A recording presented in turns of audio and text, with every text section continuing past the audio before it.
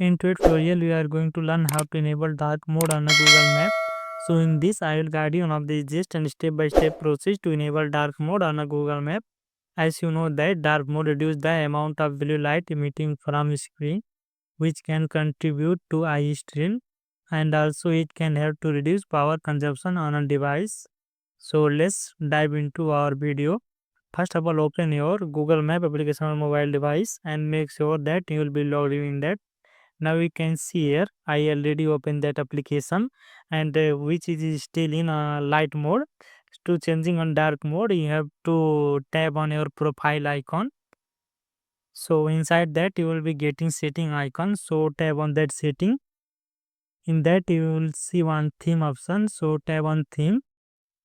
Now for changing on that dark mode, you have to select a second option, which is written as a always in dark theme, so tap on that.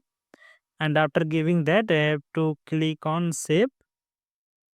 So now we can see it's changed into the dark mode, and also its visibility is better than as compare of light mode. So in this way you can change into dark mode on a Google Map.